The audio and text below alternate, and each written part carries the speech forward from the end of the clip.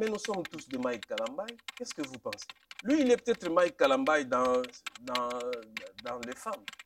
Mais on est aussi Mike Kalambay peut-être dans les mensonges. On est Mike Kalambay dans ceci ou cela. Ça, c'est le manque d'amour qui fait dire les choses comme ça. Vous n'avez pas toujours répondu à ma question. Vous croyez en Jésus, oui ou non? Là, j'ai dit ici. Je t'ai dit que la croyance, c'est une création.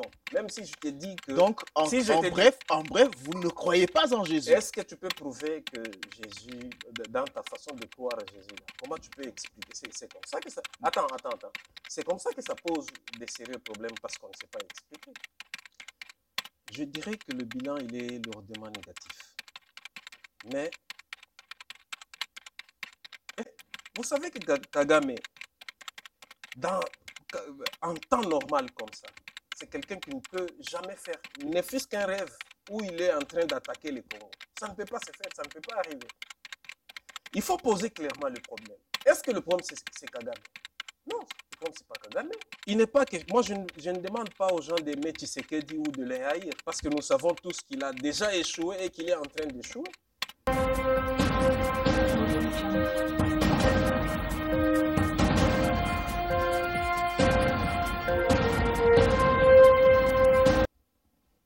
Mesdames et messieurs, bienvenue dans ce nouveau numéro de votre magazine Parlons Congo.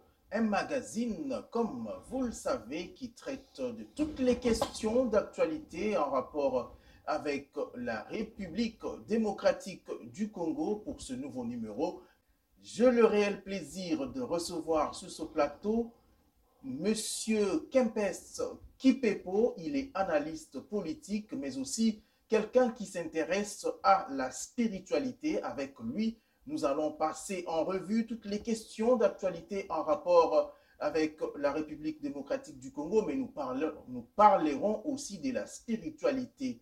Avant de le recevoir, mesdames et messieurs, je vous prie de bien vouloir vous abonner sur notre chaîne si vous ne l'avez pas encore fait, et on se retrouve juste après cette petite pause.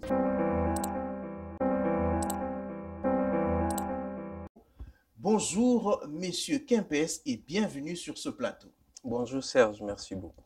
Voilà, d'entrée de jeu, vous êtes quelqu'un qui s'intéresse à la spiritualité.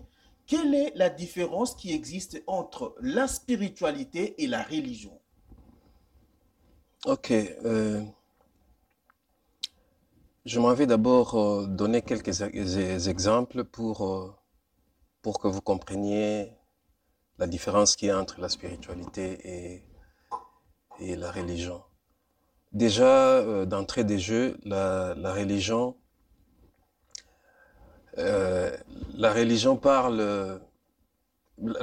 se sépare des autres religions. Il y a beaucoup de religions à l'échelle mondiale, mais toutes les religions parlent ou alors prêchent que leur histoire est le bon reçu. Mais quant à la spiritualité, elle unit toutes les religions.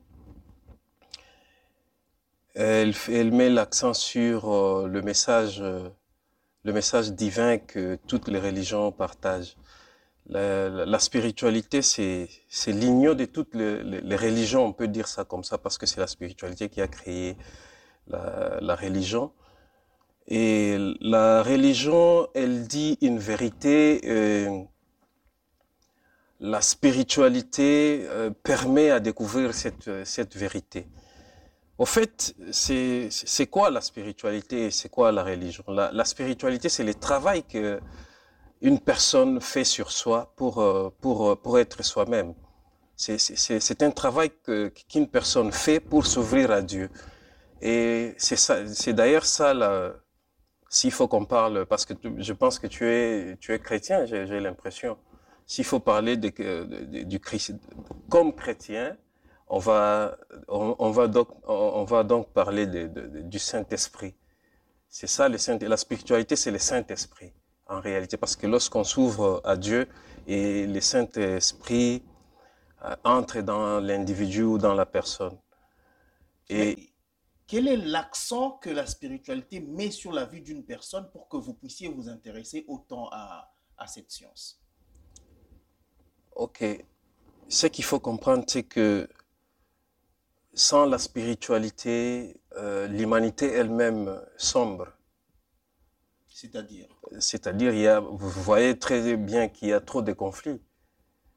Il y a trop de conflits, il y a trop de problèmes, il y a trop de confusion. Mais lorsque quelqu'un s'intéresse à la spiritualité,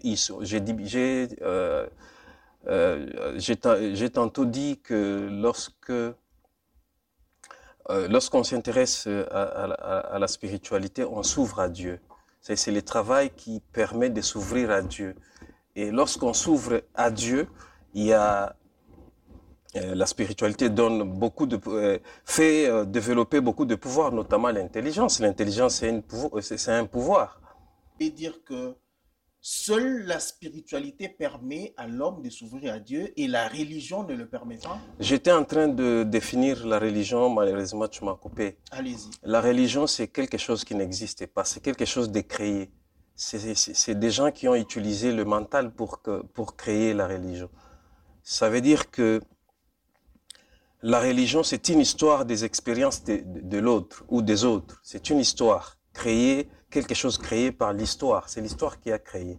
Ça veut dire quoi? Qu'est-ce que je veux dire? La religion, lorsqu'on parle de religion, c'est-à-dire on parle de gens qui ont expérimenté, n'est-ce pas, qui ont expérimenté les mystères, notamment Jésus, etc. Il y en a beaucoup. Alors, la religion a plutôt la religion parle plutôt de ces gens-là qui ont expérimenté les mystères de Dieu. Vous voyez. Mais la spiritualité, c'est la personne, c'est l'individu lui-même qui expérimente, qui fait l'expérience de l'existence de Dieu. C'est différent, vous comprenez? Donc, lorsque vous parlez seulement religion, ça veut dire que vous ne vous ouvrez pas à Dieu. Il n'y a pas, il n'y a pas fusion. Il n'y a pas fusion de votre conscience et la conscience de Dieu. Mais la religion, c'est une histoire. Ça a été créé par c'est des hommes qui ont créé. C'est complètement une création. C'est vraiment un organisme qui a été fondé. Et une fois fondé, ça donne une direction. C'est pourquoi au début j'ai dit qu'il y a à l'échelle mondiale plusieurs religions. Vous comprenez? Et chaque religion a sa direction.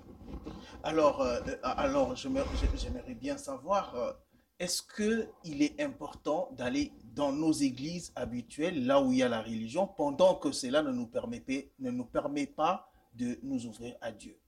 Non, l'Église a l'obligation, n'est-ce pas, de réhabiliter la spiritualité. La religion s'est approprié la spiritualité, mais elle n'a pas permis, n'est-ce pas, aux gens, n'est-ce pas, d'avoir une idée sur ce qui est spiritualité. Est-ce qu'il faut aller à l'église? Bien sûr, mais il faut que l'église réhabilite la spiritualité. Mais est-ce que, selon votre expérience, nos Ouais. églises actuelles font-ils ce travail-là? Pas du tout. Dans les églises où, moi je préfère parler des religions, bon c'est bon. D'abord, les religieux ils ne sont pas, beaucoup de religieux ne sont pas spirituels, c'est ça le grand problème. Quelqu'un peut faire un rêve où il est en train de prêcher, bon, il se réveille le matin, il dit, bon, Dieu m'a dit, et il crée une église, vous comprenez? Et sur base de ça, il a des fidèles, et puis bon, vous comprenez? Mais la spiritualité, c'est autre chose. La spiritualité, ce n'est pas l'église. La spiritualité, c'est pas la religion. La spiritualité, c'est il y a, c'est une science. Une science, c'est quelque chose qui s'apprend. Vous comprenez? D'ailleurs, s'il faut que je te ramène un peu dans la Bible, à un certain moment, Jésus lui-même, on lui pose la question par ses disciples, on lui pose la question de savoir pourquoi, quand ils étaient, chaque fois qu'ils sont dans la foule, Jésus parle en parabole. Et chaque fois qu'ils sont en retraite, il parle en profondeur. Ça veut dire, là, il enseignait. Oui. Il enseignait, mais dans la foule, il parlait en parabole. Parce que vous dites que la spiritualité ici est une science, quelle différence faites-vous entre la science de la spiritualité et ce que les communs des mortels appellent les sciences occultes? Ah, ça, c'est une très bonne question. Bon, vous savez, je préfère qu'on les appelle les sciences secrètes. Vous comprenez? Tout ça, c'est la religion qui a. C'est comme ça que je suis revenu un peu au début pour que tu aies une idée, tu comprennes ce que je veux dire là. Ce sont les religieux, ou c'est la religion, n'est-ce pas, qui a créé tout ça. Les sciences secrètes ou les sciences occultes, comme tu l'as dit, et tout ça. Mais quand vous posez la question, par exemple, à quelqu'un qui n'est pas avisé lorsqu'on parle des sciences occultes, il ne voit que le noir ou le mal. Vous comprenez? Mais ce sont les. Il y a pas, je ne dis pas que dans les sciences occultes sont sont vraies ou alors sont positives. Hein? Je préfère utiliser cette expression-là. Ou sont non. Ce sont les hommes qui ont fait de ces sciences occultes quelque chose de pas très bon, vous comprenez. Mais je vais vous dire une chose. Dans ces mêmes sciences occultes-là, mais il y a par exemple les sciences qui développent la technologie aujourd'hui. Qu'est-ce que vous allez dire? Parce que je vous ai compris quand vous dites, quand vous demandez que je fasse la différence entre la science à laquelle je fais allusion et les sciences occultes. Je sais que vous attendez à ce que je dise, par exemple, que non, les sciences occultes sont sataniques. C'est satanique. Il y a des sciences qui sont sataniques parce que, de toutes les façons, il n'y a pas que les sciences qui sont, qui, qui développent, par exemple, de bonnes choses. C'est pourquoi, d'ailleurs, je t'ai parlé des confusions. Vous comprenez, quelqu'un développe un pouvoir et il va utiliser ça de sa façon. Il y a le mauvais usage de la spiritualité. Même la Bible, il y en a qui utilisent la Bible, mais il te fait des trucs bizarres, par exemple. Vous comprenez? Ça veut dire que les sciences occultes, c'est pas toujours mauvais ou mauvaise. Non. Il y a des sciences qui. J'ai donné l'exemple de la Oui, oui, mais technologie. quel est le point de démarcation entre les deux, entre votre spiritualité et les sciences occultes? Quel est le point de démarcation? Oui.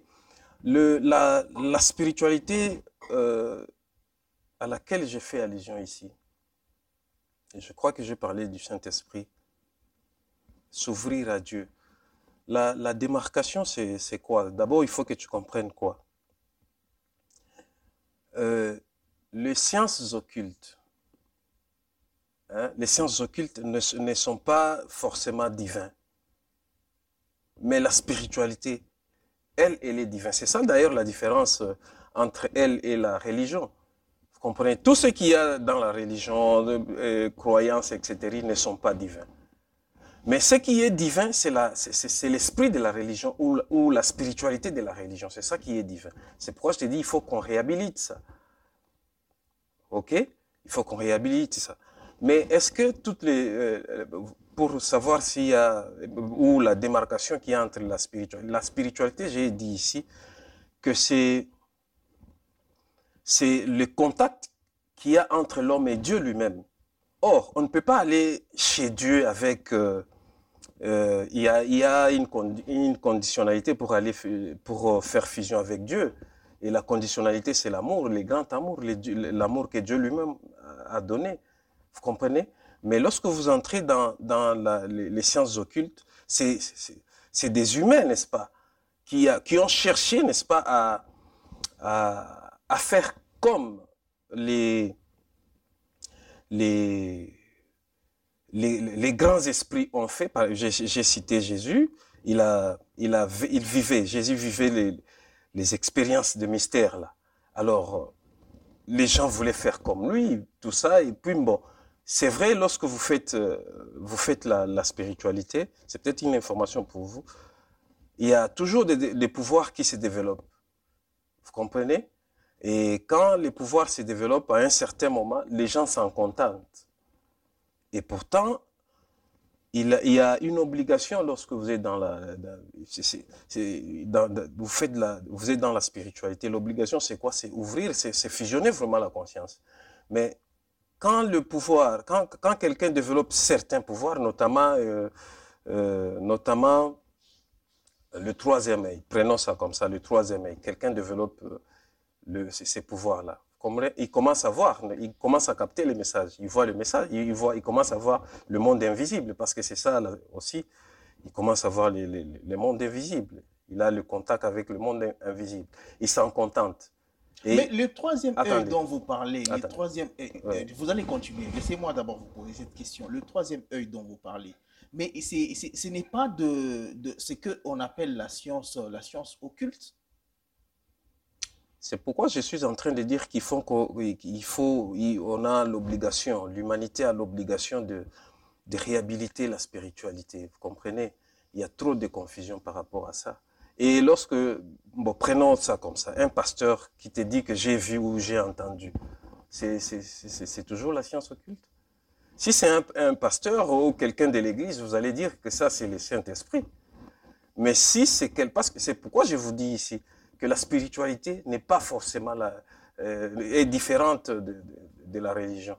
C'est peut-être cette association entre la spiritualité et la religion, ou alors le fait que la religion s'est appropriée la spiritualité. On pense que la spiritualité c'est vraiment une réalité non, de religieux. Non, non.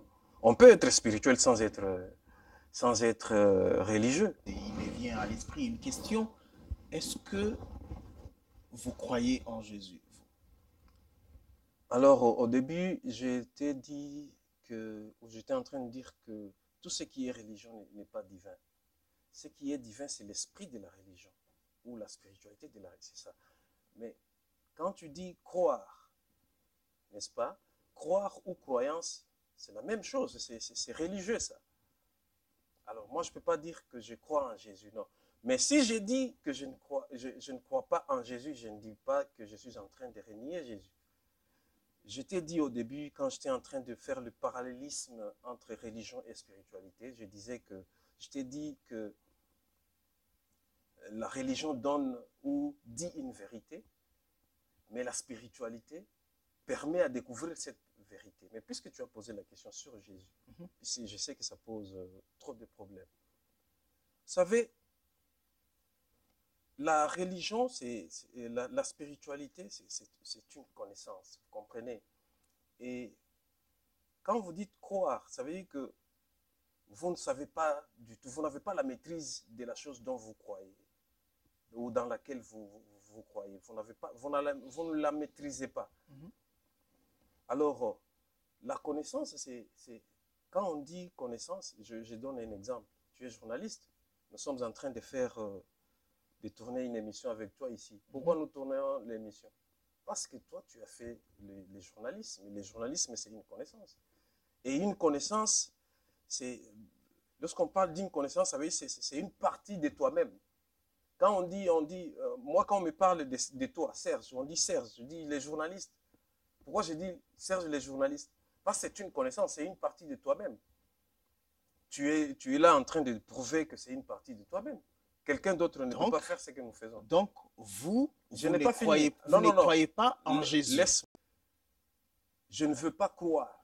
Parce que si je dis croire, ça veut dire que je n'ai pas la connaissance sur Jésus. Mais moi, je voudrais te dire que Jésus, ce n'est pas... Puisque nous parlons religion, les Jésus présentés par la religion, c'est un Jésus d'il y a 2000 ans. C'est un Jésus histoire. Vous comprenez? Mais quand la spiritualité parle de Jésus, Jésus, c'est quoi? Je te parle maintenant spirituellement de Jésus.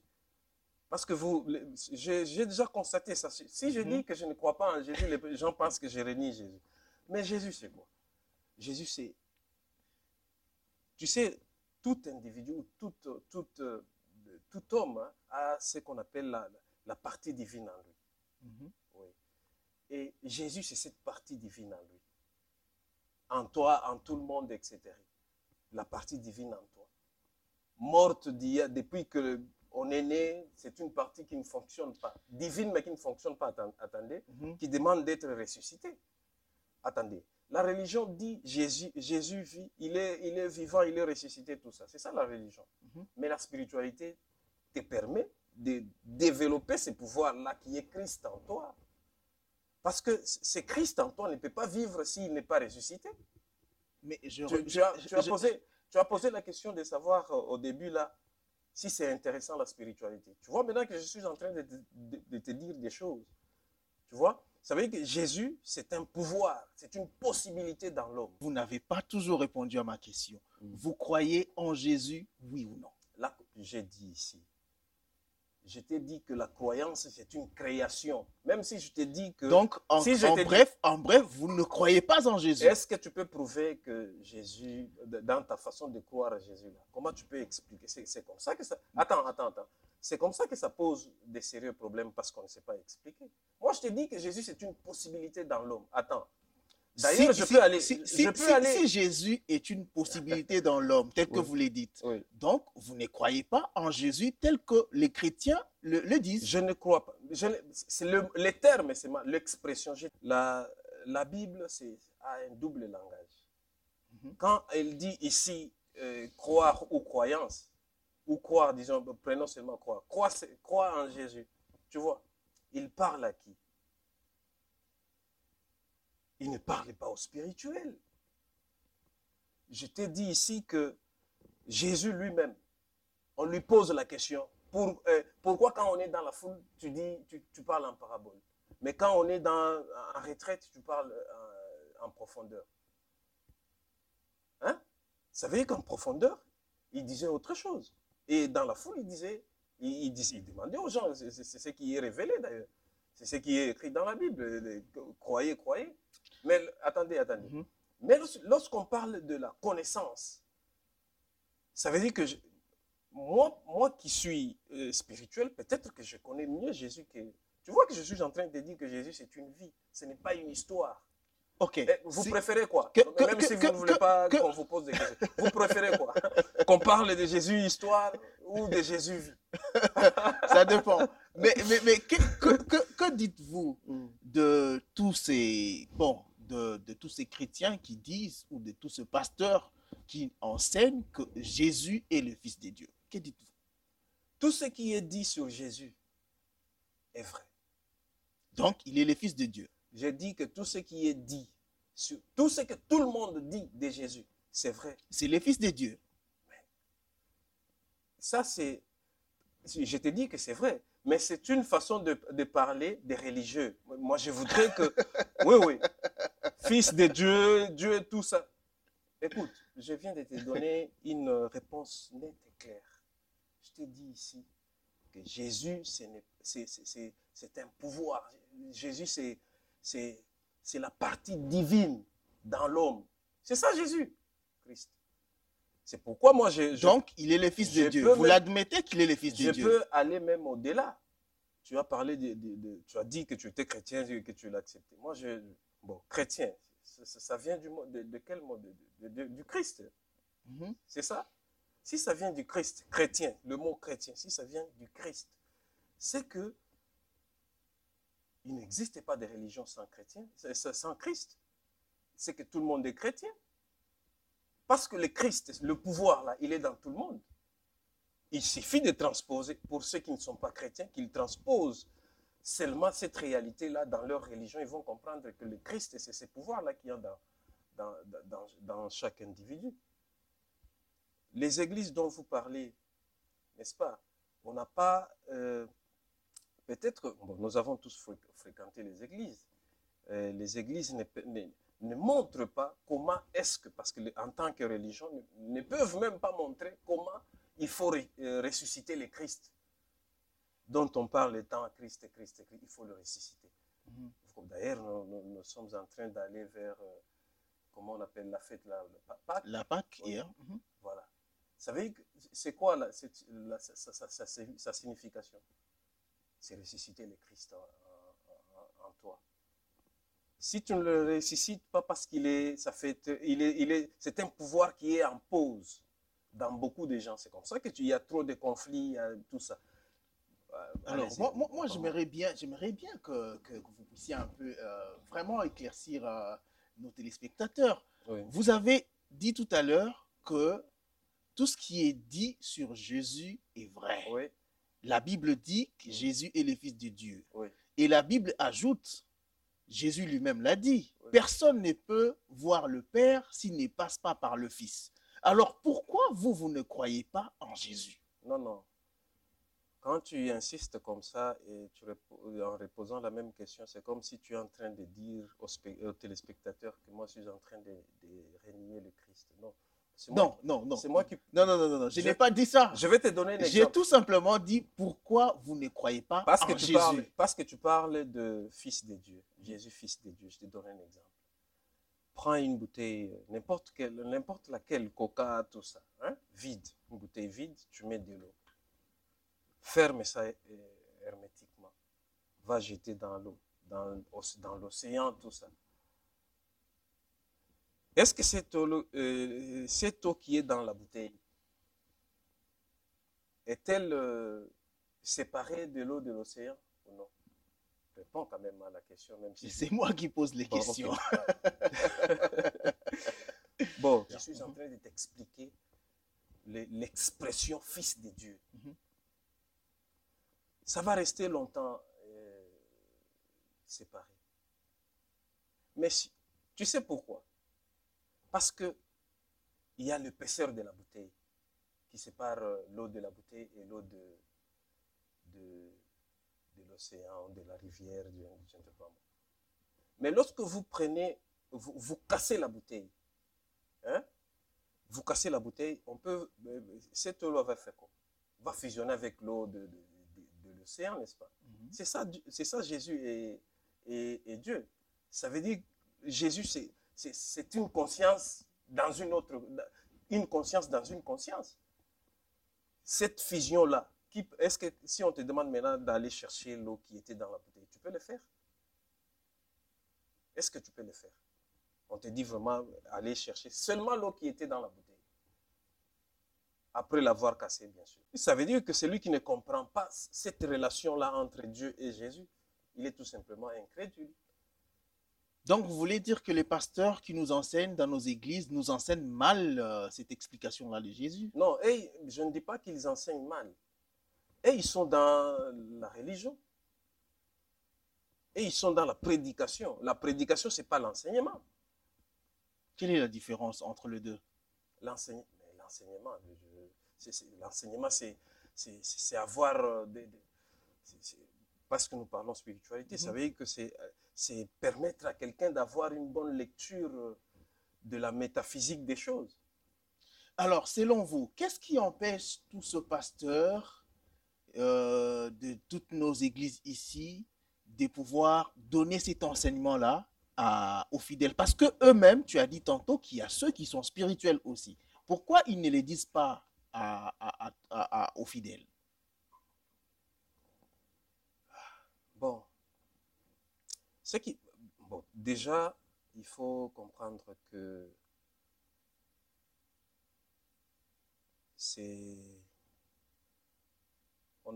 j'ai dit ici que la spiritualité est très mal interprétée.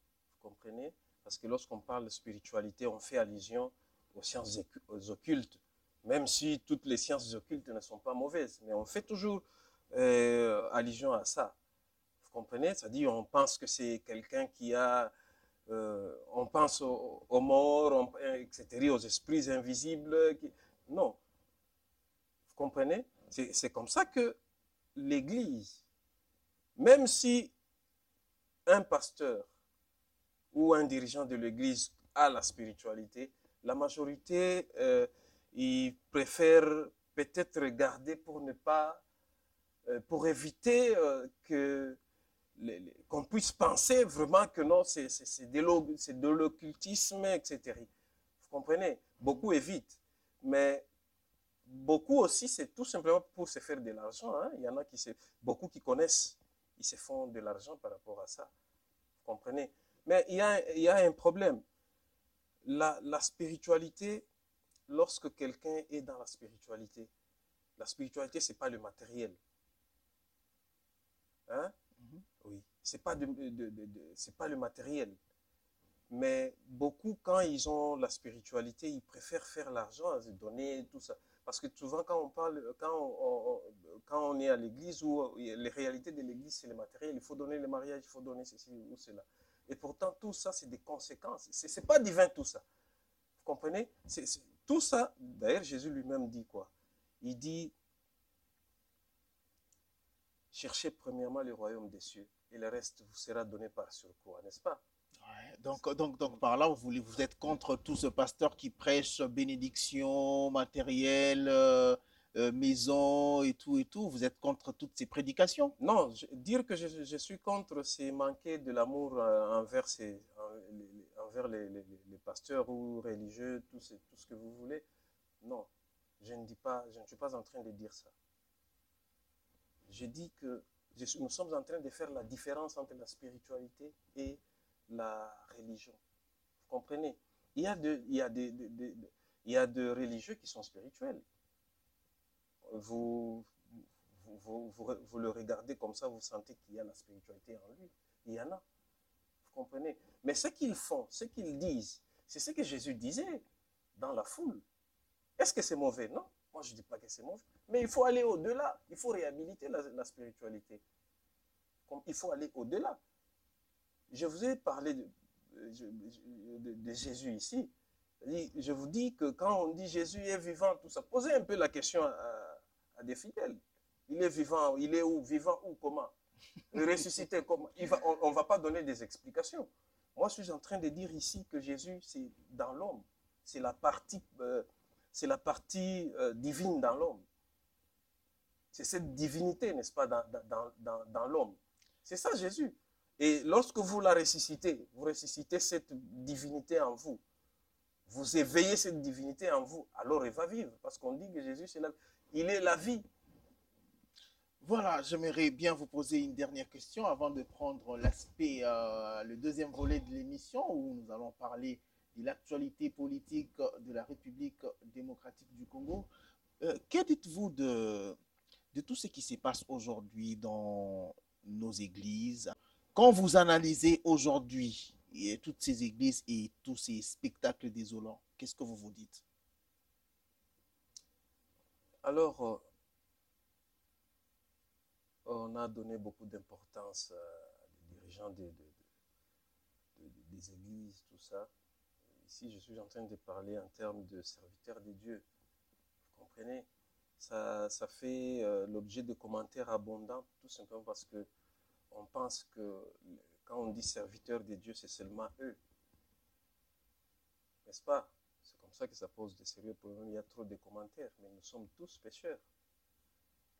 Il n'y a personne qui n'a péché dans ce monde. C'est la raison pour laquelle nous sommes là. Nous sommes sur la terre. Le but de notre existence, c'est la réparation. Nous sommes là pour réparer. Maintenant, ça fait l'objet de commentaires abondants parce que c'est des serviteurs de Dieu. On les a donnés, on a beaucoup d'importance dans ce sens-là. Vous pensez qu'on a beaucoup plus donné beaucoup de pouvoir ou d'importance à oui, ces ça hommes c'est la de Dieu? religion. C'est comme ça que ça fait, parce qu'il y a déjà une confusion lorsqu'on dit serviteur de Dieu. Qui est serviteur de Dieu? Vous faites quel travail ici? Vous faites le journalisme, c'est un travail. Vous savez que dans ce domaine, vous êtes serviteur de Dieu.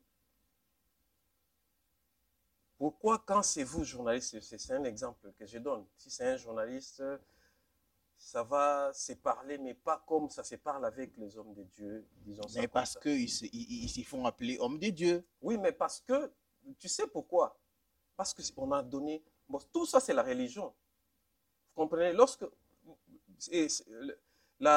Nous sommes dans un monde déspiritualisé. Vous comprenez? Un monde déspiritualisé, c'est un monde sans amour. Prenons seulement l'exemple de Mike Kalambay, parce que c'est ça qui est à la une aujourd'hui. Mais nous sommes tous de Mike Kalambay. Qu'est-ce que vous pensez? Lui, il est peut-être Mike Kalambay dans les femmes. Mais on est aussi Mike Kalambay peut-être dans les mensonges. On est Mike Kalamba dans ceci ou cela. Ça, c'est le manque d'amour qui fait faire, qui fait dire les choses comme ça. Vous comprenez? Si on avait l'amour, pourquoi, si on pensait vraiment qu'on avait l'amour envers Mike Kalamba et qu'il avait commis un péché, tout ça, pourquoi ne pas faire en sorte que vous vous rencontriez avec lui et parler, et puis soit, c'est en même temps une star. Donc, il y a toujours moyen de les contacter, même par téléphone. Vous parlez. Est-ce que vous savez que si on mettait à la une tout ce que nous faisons tous, vous savez ce qui allait arriver? Je vous ai déjà dit, je vous avais dit que le monde assombrait du fait de manque de la spiritualité. Il est là, mais les gens cachent.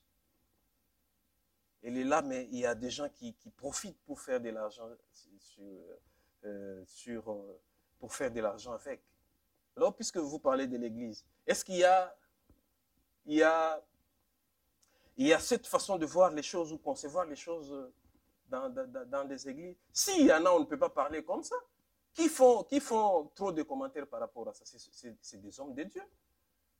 C'est des hommes de Dieu qui alimentent ça. Ça veut dire qu'il n'y a pas amour. Et l'amour dont je fais allusion ici, c'est l'amour que Dieu lui-même a donné. Vous comprenez? C'est pourquoi la spiritualité doit être réhabilitée, parce que la spiritualité, vous ne pouvez pas faire la spiritualité sans amour. Et l'amour, c'est le grand amour. C'est comme ça que tu vas voir, il y a trop de gens qui commencent avec la spiritualité et qui s'arrêtent à un certain moment parce qu'il y a trop d'exigences. Et l'exigence, c'est l'amour. Voilà, j'aimerais bien vous avoir dans un débat avec Oui. un pasteur face à face parce que ça fait quand même débat, hein, ces sujets de la spiritualité. Voilà, donc nous allons prendre le deuxième volet de notre émission. Je rappelle à tous nos téléspectateurs que je reçois sur ce plateau Monsieur Kempes Kipepo. Il est analyste politique, mais aussi quelqu'un qui s'intéresse à la spiritualité. Avec lui, on a débattu un peu sur la spiritualité et maintenant, nous allons prendre le volet politique. Vous vous intéressez aussi à la politique. Aujourd'hui, si on vous demandait, on vous posait la question de faire état des lieux sur la République démocratique du Congo aujourd'hui, qu'est-ce que vous allez dire? Alors, je dirais que le bilan, il est lourdement négatif. Mais, est-ce que c'est la faute à Félix? Je dis non. Nous sommes tous là en train de regarder négativement Félix en train d'échouer. Qu'est-ce que nous faisons? Peuple congolais dans son ensemble, qu'est-ce que nous faisons pour arrêter ça? Nous sommes en train de le voir, nous sommes là en train de regarder naïvement. Et qu'est-ce que vous voulez que le peuple fasse? Oui, c'est un bilan, moi je dis toujours, c'est un bilan que tout le peuple va partager. C'est pareil pour tous les pays africains. C'est un bilan que tout le peuple va partager. C'est le bilan de Félix. Est-ce que vous avez déjà... Je vais vous dire une chose. Un politicien n'échoue pas, surtout s'il a été aux affaires. Il n'échoue pas. Comment vous définissez échouer et réussir? On dit, mais il va échouer, il va échouer. Ça veut dire quoi échouer? Ou réussir? Est-ce que réussir, c'est construire les routes? Est-ce que réussir, c'est construire tout ça, les maisons, etc.? Mais après le départ des Belges, ils nous ont laissé toutes les infrastructures en place. C'est quoi la suite? Mais la réussite d'un mandat d'un politicien, soit-il, c'est donner au peuple ce dont le peuple a besoin. Raison pour laquelle d'ailleurs il est élu. Le peuple a besoin de quoi? Du mieux-être. Oui. C'est quoi? Le mieux-être. Vous connaissez ce que c'est le mieux-être, non? Je vais aller plus loin. C'est une très bonne réponse. Mais moi, je vais aller plus loin. Allez-y, on vous écoute. Il y a l'objectif visé en politique, c'est le bien commun. C'est ça l'objectif. Vous comprenez? Mais si quelqu'un n'arrive pas à donner cet objectif-là, à atteindre cet objectif-là, c'est-à-dire qu'il a échoué. Je ne suis pas dans la logique de laisser la politique aux politiciens. Non, c'est ce que je cherche à t'expliquer. Malheureusement, tu es en train de... Allez-y, vous prenez votre temps. Voilà. Vous savez, il faut à un certain moment s'arrêter et se poser des questions sur ces pays-là. Les questions que tu poses là, tu t'attends peut-être à ce que je dise des choses qui sont dites toujours, chaque jour, depuis qu'on est indépendant, etc. Non. Moi, je préfère qu'on pense aussi autrement. Vous comprenez? Parce que moi, dans ma logique, moi, la politique ne peut pas appartenir aux politiciens. Ça veut dire qu'on ne peut pas laisser la politique aux politiciens. Parce que c'est celui qui fait la politique qui a le pouvoir. Mais en même temps, on dit que le pouvoir, c'est le peuple qui est détenteur du pouvoir. Et il est représenté par les parlementaires, etc. Ou les députés. Représenté. Ça veut dire que vous transférez votre pouvoir dans l'autre. Vous vous dites que vous n'êtes pas capable de gérer. Il faut transférer dans l'autre qui est capable. Ces systèmes de représentation ces gens-là, ils ne sont pas dépositaires, n'est-ce pas, de sentiments et aspirations du peuple. Alors, que faire? Ce qu'il faut faire, c'est de comprendre qu'on ne peut pas laisser la politique aux politiciens. Il y a possibilité de pouvoir faire la politique ensemble, tout le peuple dans son ensemble. Cela n'est pas possible parce que dans toute société organisée, il faut qu'il y ait des gens qui vous dirigent. Raison pour laquelle Félix a été élu à travers les élections pour en fait, diriger le peuple congolais. Ça, c'est la logique. C'est la civilisation occidentale qui a donné tout ça. C'est la civilisation. Mais il y a des sociétés qui ont infligé un démenti flagrant à ces explications-là. On ne peut pas diriger le peuple, il n'y a pas possibilité. Mais nous avons vécu, moi j'ai vécu l'époque de Mosé Kabila, quand il est venu. Il a commencé, n'est-ce pas, à remettre le pouvoir entre les mains du peuple. D'ailleurs, dans une de ses allocutions, il va tenir à dire il est en train de demander au peuple de ne pas laisser la politique aux politiciens. Mais il y a plusieurs façons. Le pouvoir est déjà entre les mains du peuple à travers les systèmes électoraux. Non, je vous dis que ça c'est une réalité occidentale. Je vais vous expliquer, puisque vous parlez du peuple, le peuple, la notion du peuple. Félix a été élu par 7 millions. Mais le peuple congolais, c'est plus de 100 millions. C'est 7 millions. Est-ce que vous appelez 7 millions peuple? Non, c'est un segment de population. Vous savez, Kabila a vécu cette expérience-là. Les gens qui étaient autour de Kabila disaient le peuple a dit, le peuple a dit, tout ça, le peuple a dit. Mais quand les manifestations ont commencé, est-ce que pourquoi il y a eu des manifestations? Parce que la majorité, la grande majorité, ne se reconnaissait pas dans ces pouvoirs-là. C'est comme aujourd'hui. La grande majorité ne se reconnaît pas dans ces pouvoirs-là. Mais pourtant, il a été élu par le peuple. Il est passé par les élections et tout. C'est pourquoi je t'ai dit qu'il faudra, n'est-ce pas, à un certain moment,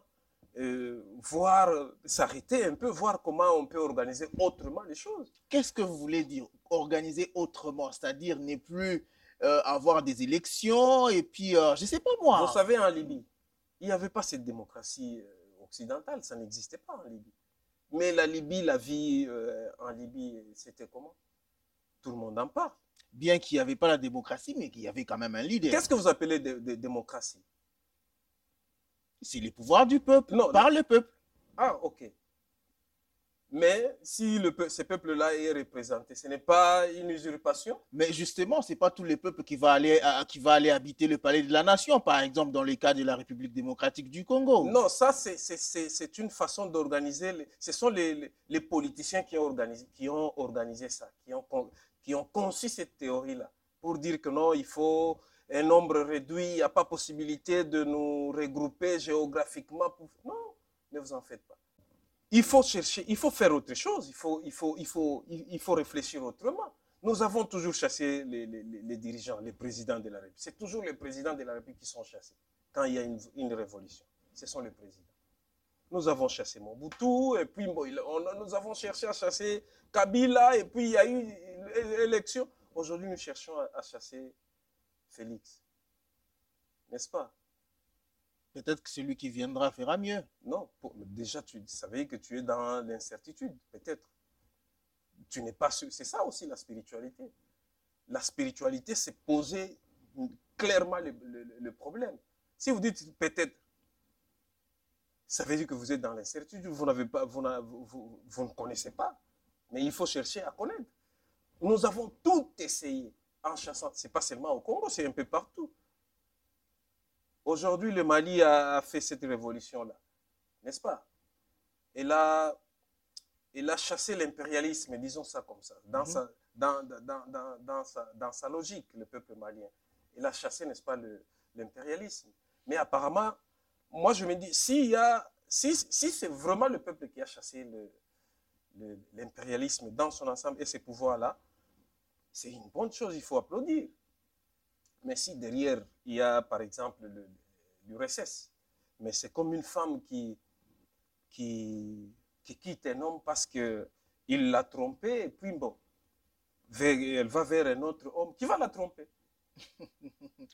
Nous devons nous arrêter et nous poser clairement des questions. Nous avons toujours chassé. Pourquoi?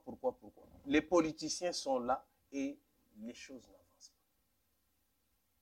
Quand Félix propose quelque chose, oh, union sacrée, tout, même ceux-là qui étaient dans l'opposition, ils vont aller à l'union sacrée. Vous savez pourquoi? Parce qu'ils veulent avoir le pouvoir. Nous sommes dans la logique où ce sont ceux-là qui font la politique qui ont le pouvoir. Et vice-versa. Vous avez le pouvoir, c'est vous qui faites la politique. C'est une façon de passer, c'est une conception de passer. Il faut recommencer. Il faut réfléchir autrement et recommencer, imprimer, passez-moi l'expression, d'autres théories qui peuvent nous permettre de construire ou bien d'autres conditions de notre histoire. Pourquoi il faut rester toujours dans ce que les autres ont fait? D'ailleurs, vous êtes en train de voir que la démocratie est en train de partir, est en train de sombrer. La démocratie occidentale. C'est ça qui a créé tout ce désordre un peu partout. Vous comprenez? Heureusement, Poutine a compris, il est en train de défier tout le monde. Nous allons parler de Poutine, mais l'actualité en République démocratique du Congo aujourd'hui, c'est aussi ces débats sur le changement de la Constitution. Il y a quelques classiques de l'Union sacrée qui proposent carrément de changer cette Constitution et la remplacer par une autre, parce que selon ces groupes de gens, cette constitution a beaucoup d'imperfections. Qu'est-ce que vous dites par rapport à ça? Si ce sont eux qui proposent ça, c'est des manœuvres pour rester au pouvoir. Il faut laisser aux autres qui ne sont pas au pouvoir.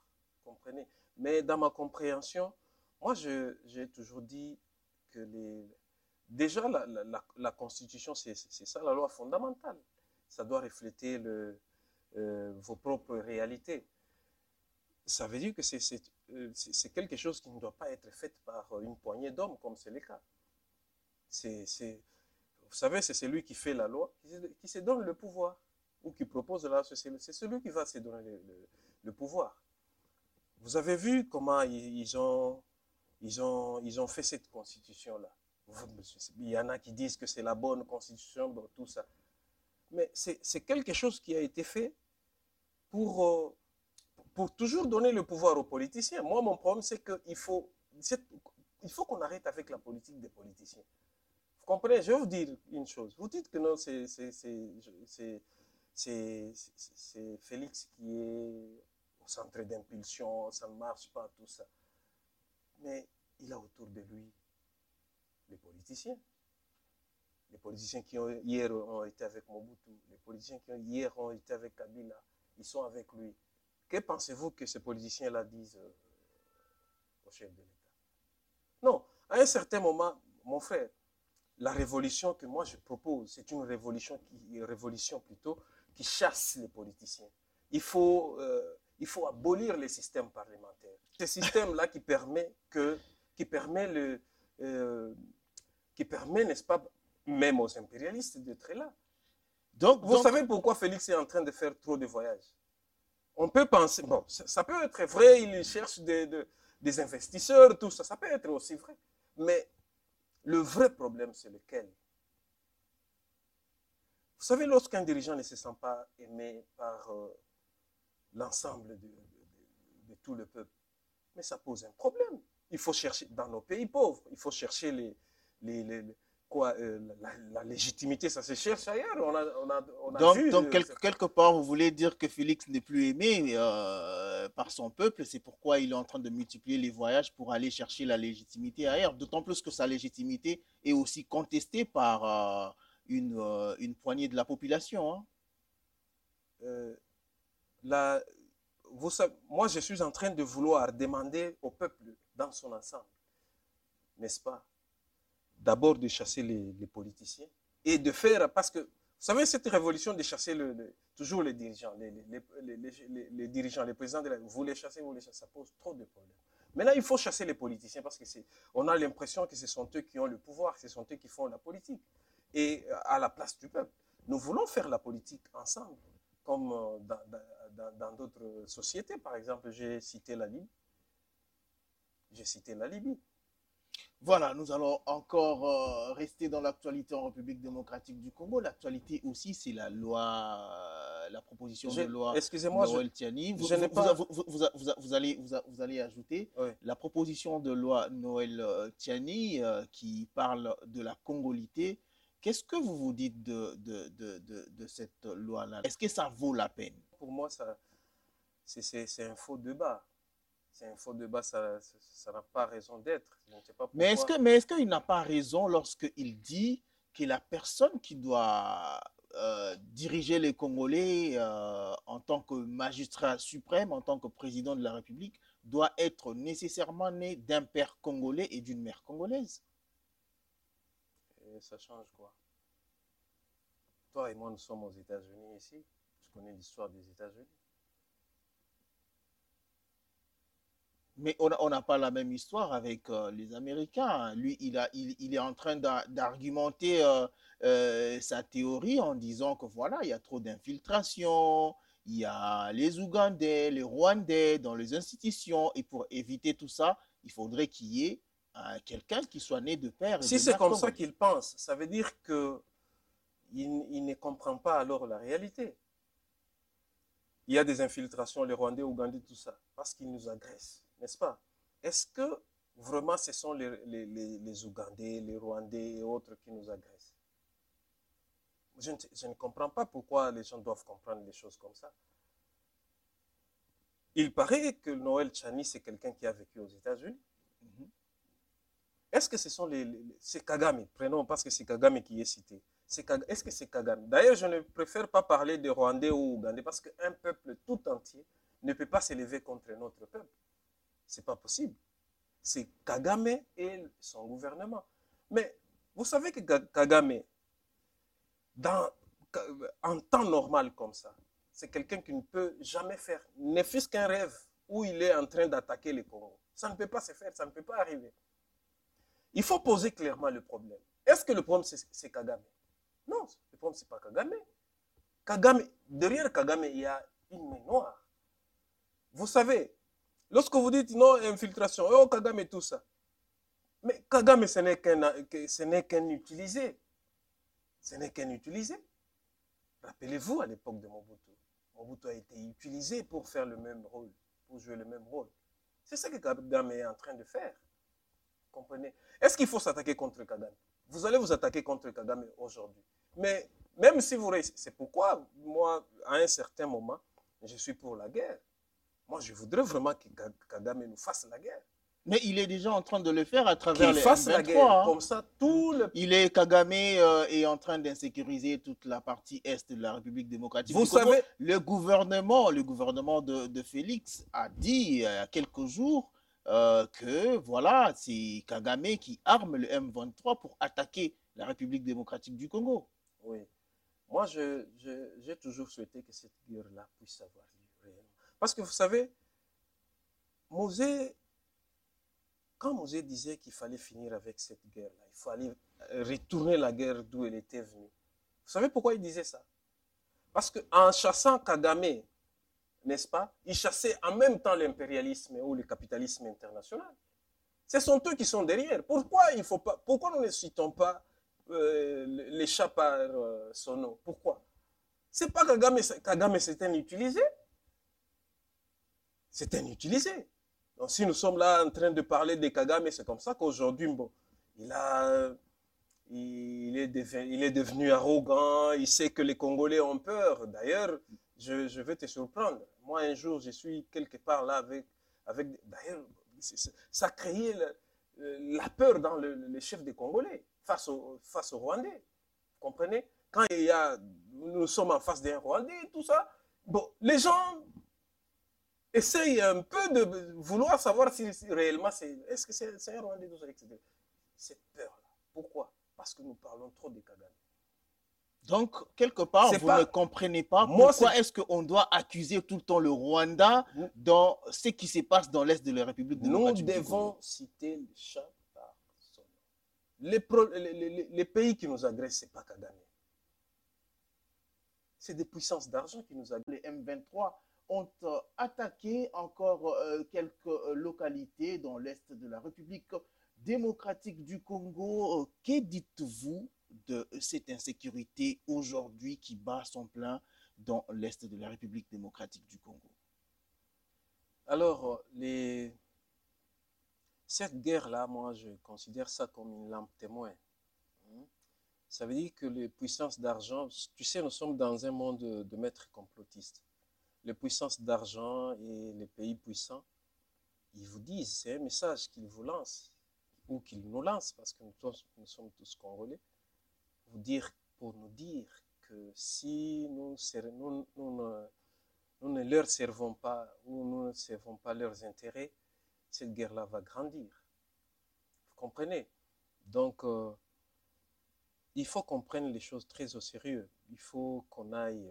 S'il faut faire la guerre avec le Rwanda, il faut y aller. Parce qu'en chassant le Rwanda, on va chasser aussi l'impérialisme. À son temps, Adolphe Mouzito l'avait dit, mais il avait été traité de tout le nom d'oiseau. Non, moi, je suis pour la guerre. J'ai toujours été pour la guerre. Si vous ne faites pas la guerre au Rwanda, cette situation va rester. Mais de toute façon, je l'ai dit, il faut savoir que ce n'est pas le Rwanda qui nous fait la guerre. Ce n'est pas tout un peuple qui s'est levé pour faire la guerre au Congo. C'est Kagame et son gouvernement. Vous comprenez? Mais soutenu ou tout simplement, Kagame, c'est un utilisé des autres. Il les fait, c'est sur base, c'est des ordres qu'il a reçus. C'est ce qu'il faut comprendre dans cette guerre-là. Alors si vous y allez avec des naïvetés, oh non, tout ça, déjà on est un pays, un peuple divisé. Comprenez? Un peuple divisé, dans ces conditions-là, vous ne pouvez rien. Il n'est pas que, moi, je ne demande pas aux gens d'aimer Tshisekedi ou de les haïr, parce que nous savons tous qu'il a déjà échoué et qu'il est en train d'échouer. C'est question de faire fusion et comme un seul homme s'est levé pour trouver la solution ensemble. S'il faut aller en guerre avec le Rwanda et avec tous les pays puissants, il faut le faire. Mais est-ce qu'on a le moyen de le faire? Mais le moyen, c'est quoi? Le moyen, c'est quoi?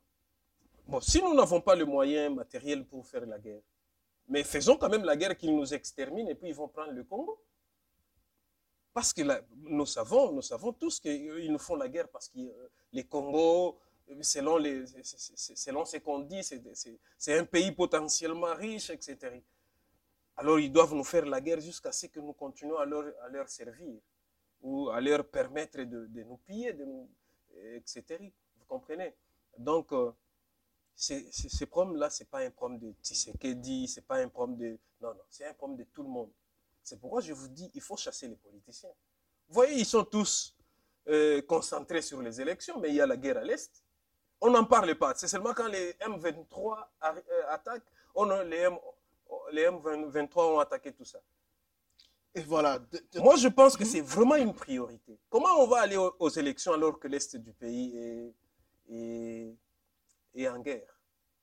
Justement, comme vous parlez des élections, est-ce que Vous croyez encore à l'obtention des bonnes élections crédibles, apaisées en 2023? Si on n'arrive pas à créer nos propres conditions historiques, nous allons répéter les mêmes erreurs. Qu'est-ce que cela veut dire? Ça veut dire qu'il n'y aura pas de bonnes...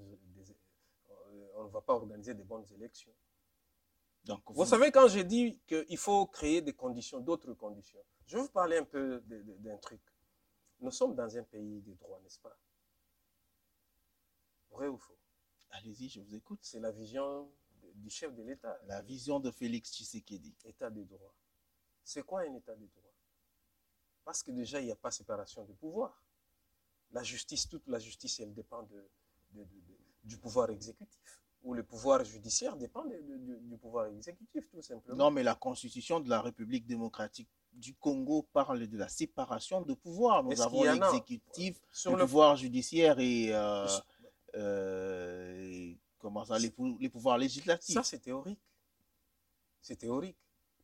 Vous voyez comment les gens se sont rentrés dedans pour avoir, n'est-ce pas, de candidats au niveau de l'organe même qui contrôle la constitutionnalité. La Cour constitutionnelle. La Cour constitutionnelle. C'est cette cour-là qui, en dernier lieu, lorsque la CENI proclame les résultats et que les uns les autres ne sont pas contents, etc., la fin, c'est là-bas. N'est-ce pas? Mais c'est déjà politisé. C'est déjà politisé. C'est politisé tout simplement parce que les politiciens veulent que ça soit politisé. C'est pourquoi je vous dis, la révolution aujourd'hui, ce n'est pas une révolution comme toutes les autres révolutions. C'est une révolution pour chasser les politiciens seulement. Parce que si vous ne les chassez pas, cette situation-là va continuer.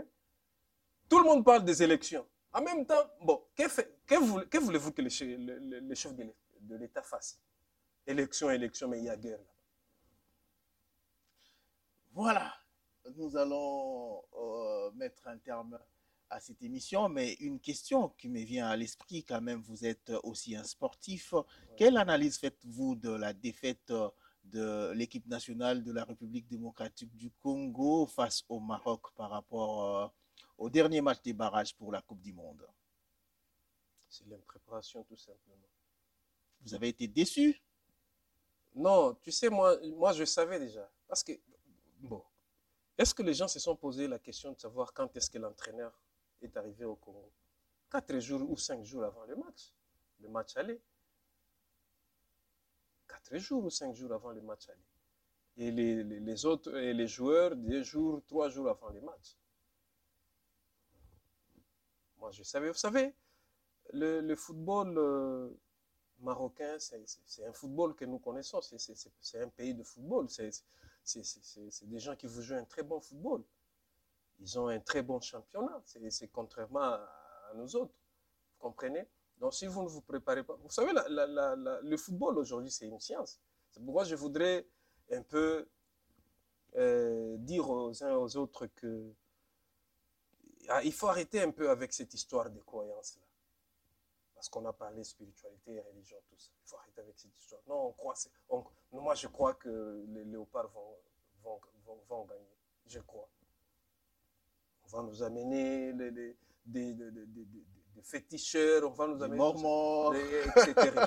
Le football, aujourd'hui, c'est une science. Il faut y aller de cette façon-là. Il faut comprendre ça comme ça. C'est une science, il faut préparer. On n'a pas un bon championnat. Et les joueurs que sur qui repose notre espoir, c'est des joueurs qui très souvent ne jouent pas. Bakambo n'a pas joué, il ne joue pas, il n'est plus titulaire, les Mbokani, tout ça. Mais si vous voulez vraiment avoir une bonne équipe, préparez déjà les jeunes. J'avais aimé quand on avait pris les nationaux, hein, entre guillemets. D'abord les nationaux, tout ça. Mais il fallait continuer avec cette allure-là. Pourquoi on avait cassé cette allure? Voilà, donc pour vous, la défaite était déjà prévisible, due à l'impréparation. Oui, oui. Bien sûr, déjà 1-1 là-bas. Au Congo, vous pensez que... Vous savez, les Marocains, ils connaissent comment ça fonctionne le football. Ils peuvent même entrer dans... Vous savez, le football, ce n'est pas seulement jouer au terrain.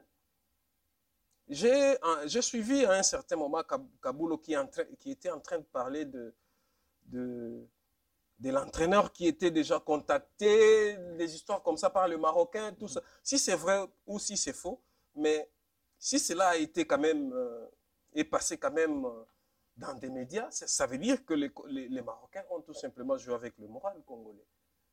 Oui. Ils disent non, si nous partons, si nous qualifions, nous allons aller avec, nous allons prendre l'entraîneur qui est des Congolais, aller avec au mondial, tout ça. Ça veut dire qu'ils ont joué seulement avec le moral. Et quand cela est arrivé dans les oreilles de l'entraîneur, bon. Voilà. Nous sommes arrivés à la fin. Merci, Monsieur Kempers Kipepo, d'être passé nous voir. Votre mot de la fin avant de clôturer l'émission. Nous soyons unis, un peuple uni. C'est aussi ça la spiritualité. Si vous n'êtes pas unis, vous n'êtes pas spirituel. La religion, il faut que les gens quittent un peu cette façon de concevoir les choses. La spiritualité, c'est l'amour. Là où il y a la spiritualité, il y a l'amour. Là où il y a seulement la religion, il n'y a pas l'amour.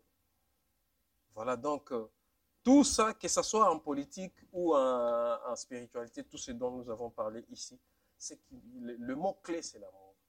Voilà, les mots-clés, c'est l'amour, ce qui met un terme à cette émission, mais je promets quand même à tous ceux qui nous suivent que M. Kempers va revenir. Il sera en débat contradictoire avec un pasteur pour parler de la spiritualité et la religion. Merci beaucoup, chers téléspectateurs, à nous de nous avoir suivis. On se retrouve très prochainement. D'ici là, portez-vous bien. Au revoir.